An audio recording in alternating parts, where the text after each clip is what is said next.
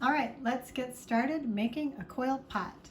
Some tools you might be able to use. There's a lot of substitutions here. You can use a butter knife to cut the clay. You could also use a toothpick to cut the clay. If you ordered the Amazon toolkit, you can use the cutting end of a tool to cut the clay. You could also use a needle tool for that purpose as well. For smoothing the clay, you could use your good old popsicle stick. You can use your hands, which are great. If you ordered the Amazon toolkit, you could use the smoothing tool or this tool if you've ordered it. Not necessary, but sometimes handy. You're going to need water, slip. You need to work on a cloth that is smooth. No wrinkles underneath here, okay? All right, I'm going to open up my bag of clay. All right, to make my clay pot, I need to cut some clay off. There's a couple of things that make cutting easy. One might be a piece of dental floss around 2 fingers, pretty tight. Great cutting device. You may also use a cutter if you purchase the toolkit. You can also use a butter knife.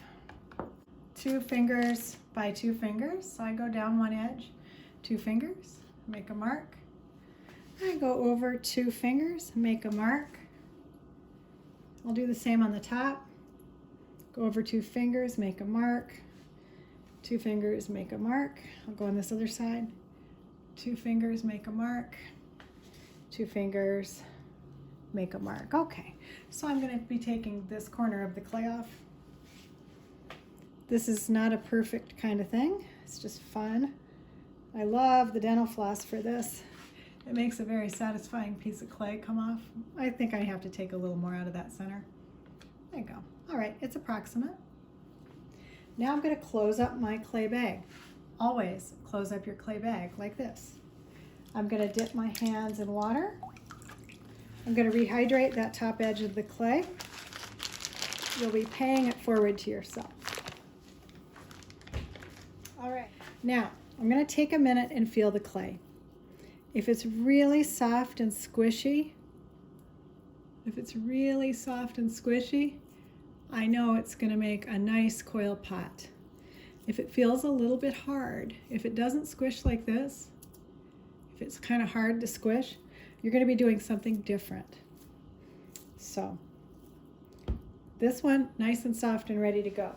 If your clay is dry, you're going to wet down your clay cloth.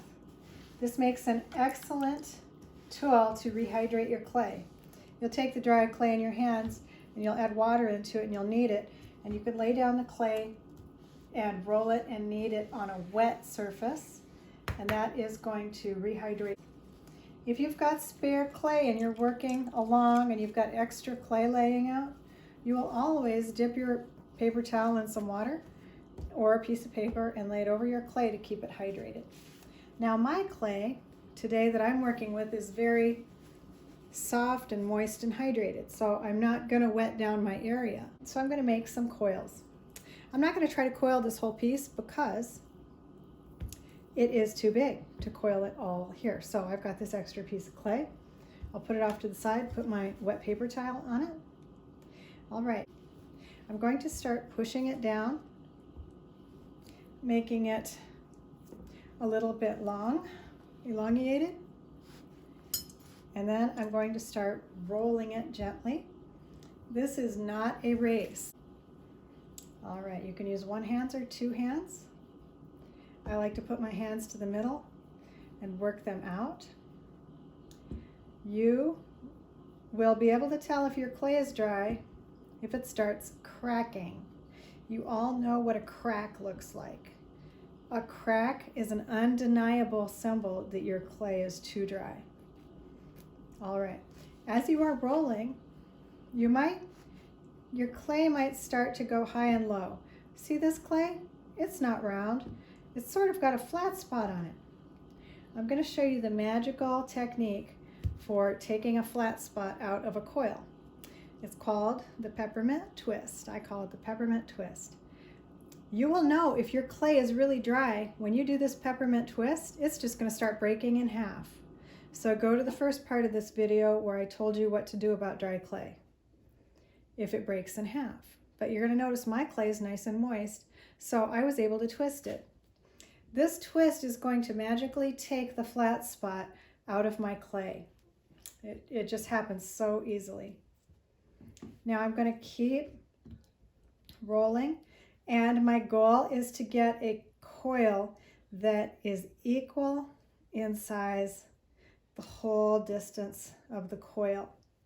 If your coil breaks after a while, you can always join it again. It's okay, it's no big deal. You're going to see I'm just lightly having pressure on my hands, traveling my hands down the length of the coil. All right. When your coil is about as thick as one of these fingers, it's about as thick as one of these fingers, it's a pretty good spot. Okay, I would not go pinky thick on this because we're going to thin it out a little bit as we go. All right, here I've got a nice coil. It is about as thick as my finger. Now I'm going to start rolling it into a flat spiral. All right, here is my flat spiral. It's flat on both sides. We're going to try to just use this much clay and this much, what you first got. So make a spiral bottom. I'll go about 1, 2, 3, 4, 5, 6 across. All right, I lay that spiral. Now I'm going to take a smoothing tool immediately. So if I were to not smooth this out, what would happen is the clay would all think it's separate pieces and it would dry separately. All these coils would shrink away from each other as they dry. So I've got to join the clay so it thinks it's one piece. I can use a variety of smoothing tools. I can use my hands. The back of my thumbnail is great sometimes. Okay. I can use a smoother from the store. Any of the above, it all works. Now, on the coil pots, we really like the texture of that coil. So you've seen, because my clay is so nice and well hydrated, I'm able to smear a smooth surface on it. Now for craftsmanship, I'm going to grab just a dab of water and smooth it to make it real nice and smooth. But I maintain the character of the coil on the other side. That's good, I like that.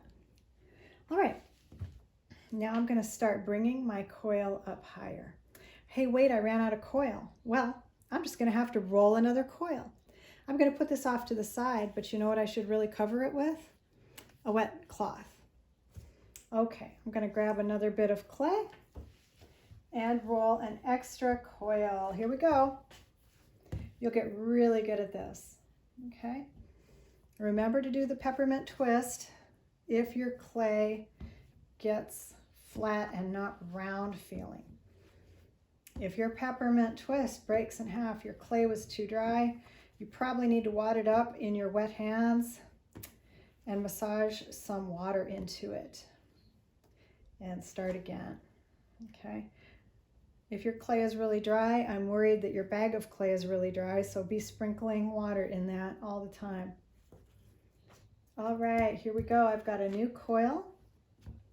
I'm going to join it to the old coil. All right, I'm probably just going to score it a little bit where these two guys are going. Score, score, score. Now I'm going to open my slip jar, get a little bit of slip, push it into those scores. There we go. Try to make it look clean, not messy. Fill up all the holes. Okay, I'm going to put this on here.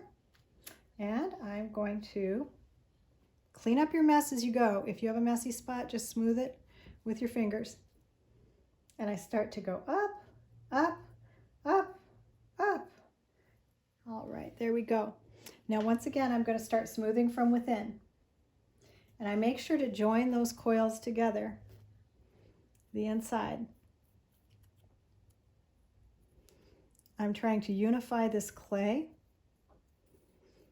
and make it all one. Okay. I can use my popsicle stick. People with long fingernails, I really like this for you guys. And it works really well in general.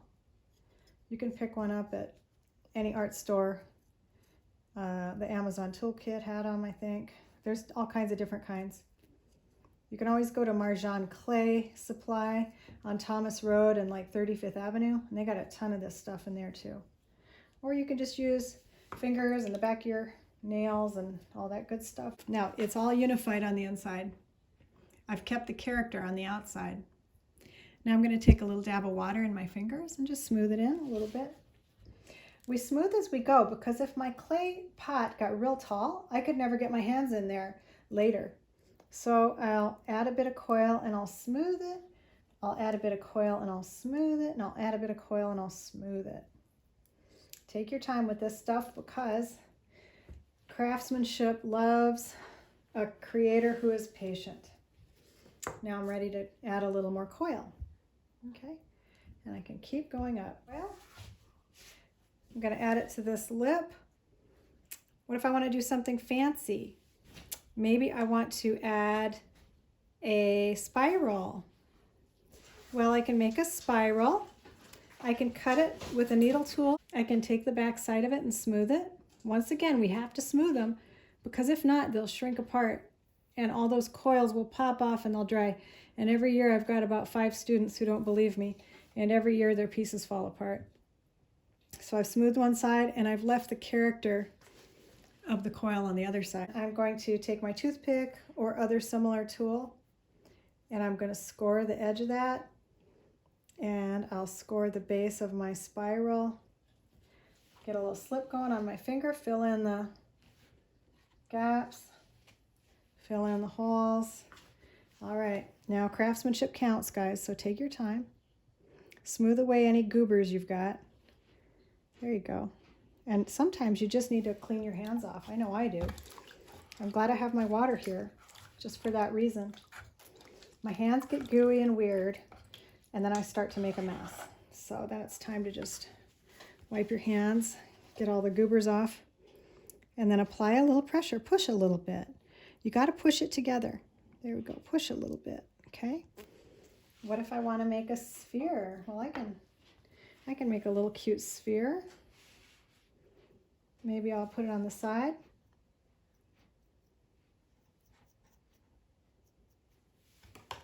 Put a little slip on it. Slip on it, slip on it.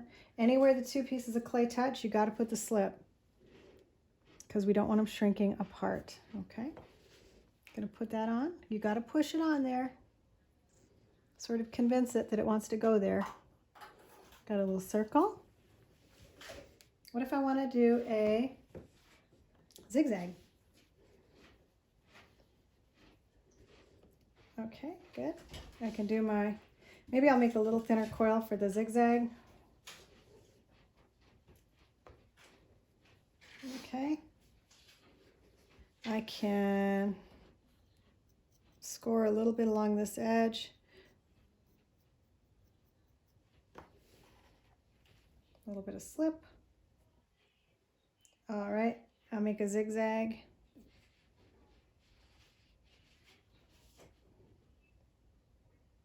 Okay. I'll just score a little bit on the bottom. No big deal. Throw a little slip on that. A little slip. Put my zigzag on. Okay, now what do I have to do on the back of that zigzag? Yes, I need to unify those coils. So I come in here and I make darn sure to push that clay into one clay body. We call them a clay body. We want the clay to dry like one clay body, and then I'll put a drop of water on my fingers and I'll come in, I'll smooth it out really nice. Okay. All right, so now I'm getting a little bit of a cool decoration here on the front. You can keep adding how you want. Remember that keeping your coils the same thickness, called consistent, is really a nice touch as far as craftsmanship goes. What if your coils are drying out? Well, I would take my hands with water and touch them everywhere. I would lay them on a wet piece of fabric, wet, wet, wet, and I would cover them with a wet paper towel and come back to them in a while, maybe like 5 minutes, because clay is like a sponge. Now let's say I want my clay pot to go in. All right, I'm going to start laying a coil here, little score when I start new, little score on the end, little slip, here we go, tuck it in there, push it down.